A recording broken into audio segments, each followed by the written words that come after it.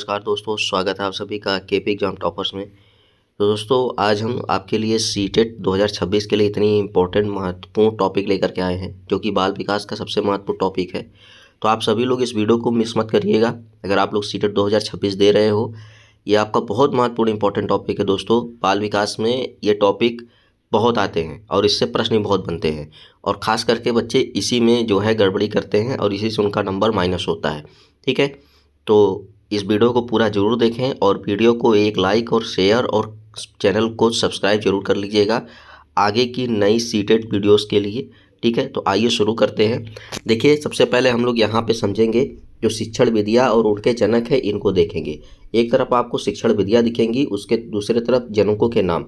इससे प्रश्न बराबर एग्जाम में किया जाता है। तो इसमें जो पहली शिक्षण विधि है वो है आगमन विधि। आगमन विधि के जो जनक माने गए हैं वो है अरस्तु। अगला है निगमन विधि, इसके जनक माने गए हैं भी अरस्तु। तो ये दोनों इंपॉर्टेंट है, पूछा जाता है। आगे देखिए, अगला है प्रश्नोत्तर, या इसी को सुकराती विधि के नाम से भी जानते हैं। तो एग्जाम में अगर सुकराती विधि दे दिया तो भी आपको आंसर इसका सुकराती करना है, और प्रश्नोत्तर विधि दिया तो भी इसका आंसर सुकराती होगा। अगला है प्रोजेक्ट विधि। तो प्रोजेक्ट विधि के जो जनक माने गए हैं वो है किलपैट्रिक। ये भी इम्पोर्टेंट है, ये भी पूछा जाता है बहुत ज़्यादा। अगला है खेल विधि। खेल विधि के माने गए हैं कॉल्डवेक कुक। ठीक है, डाल्टन विधि के जो जनक माने गए हैं वो है कुक, हेलन, पार्कहर्स्ट। अगला है हर्टबर्ट विधि। तो हर्टबर्ट विधि के जनक माने गए हैं हर्टबर्ट। ठीक है, आगे देखिए, आगे है किंडरगार्टन विधि। तो किंडरगार्टन विधि के जनक माने गए हैं फ्रॉबेल। अगला है मॉन्टेसरी विधि। तो मॉन्टेसरी विधि के जो जनक माने गए हैं वो है मारिया मॉन्टेसरी। अगला है ह्यूरिस्टिक विधि। इसके जनक कौन है? आर्मस्ट्रॉन्ग है। अगला है गैरी विधि। तो गैरी विधि के जनक कौन है? एडवर्ड हैं। अगला है विनेटका विधि। इसके जनक कौन है? Doctor Carlton Watson. ठीक है, तो ये कुछ जो है विधियाँ हैं और उनके जनकों के नाम हैं। आगे एक दो टॉपिक और है, उसको भी हम लोग देखते हैं, जिससे एग्जाम में प्रश्न बनता है। देखिए, एक दो विधि और है, उसको भी देख लेते हैं। ड्रिकाली विधि के जनक कौन है? ड्रिकाली हैं। और संवाद विधि के जनक कौन है? प्लेटो हैं। ठीक है, अगला टॉपिक हम लोग का बुद्धि से संबंधित है। तो बुद्धि लब्धि जो है और उसका वर्गीकरण, इससे भी एग्जाम में विशेष प्रश्न पूछे जाते हैं। बुद्धि लब्धि आईक्यू जिसको कहते हैं, तो आईक्यू से भी प्रश्न आपके एग्जाम में बनते हैं। तो मनोवैज्ञानिकों ने बुद्धि लब्धि की गणना के आधार पर व्यक्ति की बुद्धि को निम्नलिखित वर्गों में बांटा गया है। आपका जो है या तो आईक्यू रख के प्रश्न करेगा या ये बुद्धि वर्ग रख के प्रश्न करेगा, दोनों में से कोई एक रख के प्रश्न करेगा।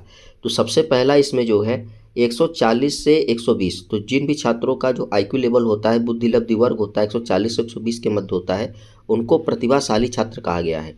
इसके बाद जिन भी छात्रों का बुद्धि लब्धि 120 से 140 के मध्य होता है, उनको प्रखर बुद्धि कहा गया है। तो ये प्रतिभाशाली वाला और प्रखर वाला, ये दोनों इंपॉर्टेंट रहता है, ये बराबर एग्जाम में पूछता रहता है।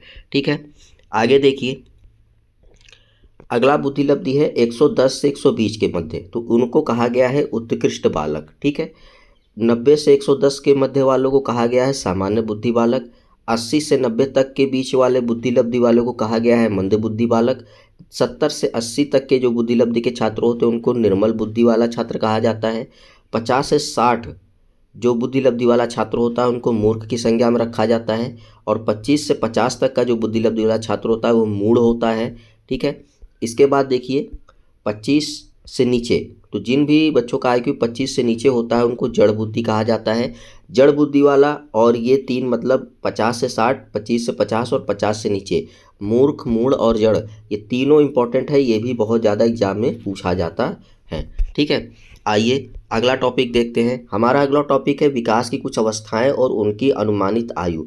तो आपने बाल विकास जब पढ़ा होगा तो बाल विकास के शुरुआत में ही ये टॉपिक आपको मिलता है कि विकास की अवस्थाएं होती हैं और उसकी अनुमानित आयु, यानी कि बालक के वर्ष दर वर्ष उनके विकास की अवस्थाओं को डिसाइड किया गया है मनोवैज्ञानिकों के द्वारा। तो इसमें सबसे पहला नंबर आता है शैशवावस्था का, यानी इसे शैशवा काल कहते हैं। तो इसकी जो जन्म की आयु है वो है जन्म से, यानी जब बालक जन्म लेता है तब से 2 वर्ष की आयु को कहा गया है शैशवा काल। इसके बाद है पूर्व बाल्याकाल। पूर्व बाल्याकाल यानी 2 वर्ष से लेकर के 6 वर्ष, बालक के 2 वर्ष से 6 वर्ष की आयु को कहा गया पूर्व बाल्याकाल।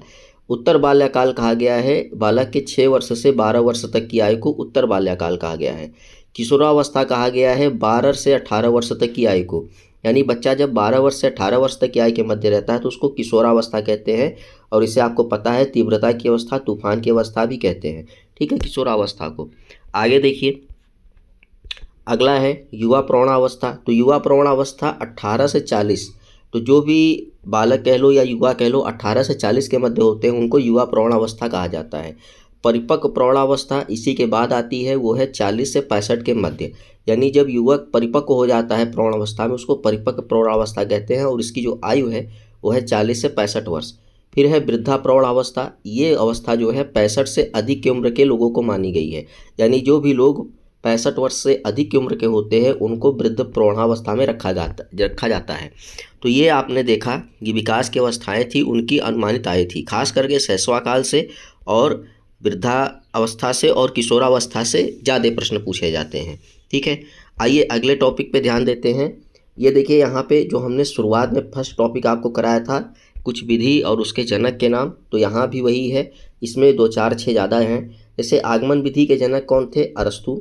निगमन विधि के जनक कौन है? भी अरस्तु हैं। प्रोजेक्ट विधि के जनक कौन थे? किलपैट्रिक हैं। डाल्टन विधि के जनक कौन है? हेलन पार्कहर्स्ट हैं। किंडरगार्टन के जनक हमने बताया फ्रॉवेल को। आगे देखिए, इसके बाद था किंडरगार्टन का शाब्दिक अर्थ क्या होता है, ये पूछा जाता है परीक्षा में। तो बच्चों का बगीचा। मॉन्टेसरी विधि के जनक कौन है? मारिया मॉन्टेसरी, ये भी एग्जाम में पूछा जाता है। ह्यूरिस्टिक विधि के जनक कौन है? आर्मस्ट्रांग। ह्यूरिस्टिक शब्द का अर्थ क्या होता है? खोज करना।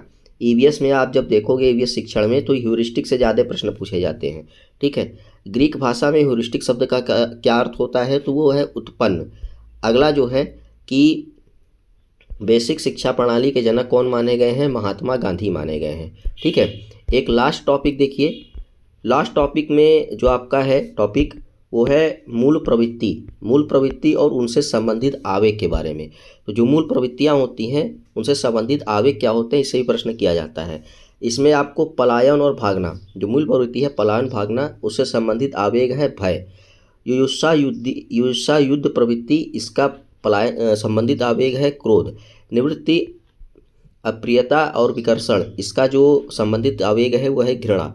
पुत्र कामना या पैतृक प्रवृत्ति, इसका जो संबंधित आवेग है वो है वात्सल्य से। ठीक है, ध्यान रखिएगा, इसको आप आसान जरूर समझते हैं लेकिन सबसे इंपॉर्टेंट टॉपिक्स है ये चारों को चारों। शरणागति संवेदना, इसका जो आवेग है वो है कष्ट। जिज्ञासा का आवेग क्या है? आश्चर्य है। इसके बाद काम का आवेग से क्या है? कामुकता से लगाया गया है। आत्मस्थापना और आत्म प्रकाशन का जो आवेग है वो है आत्माभिमान और या श्रेष्ठता की भावना से। फिर है दैन्य विनीत का जो भाव है, ये दैन्य विनीत का जो भाव लगाया जाता है वो लगाया जाता है अधीनता की भावना के आवेग से। फिर सामूहिक या समूह प्रवृत्ति का ये है एकाकीपन से। भोजनावेषण का भूख से, या संग्रह या संचय का अधिकार भावना से। ठीक है, और रचना का किससे है? तो कृति भाव या रचना की अनुभूति से। ठीक है, और ये जो लास्ट वाला है रचना का फिर से बता देते हैं। रचना का किससे है? कृति भाव या रचना की अनुभूति से। और जो हास्य का है वो है आमोद से। यानी जब बच्चा प्रसन्न होता है तो आमोद दिखाता है, हास्य करता है।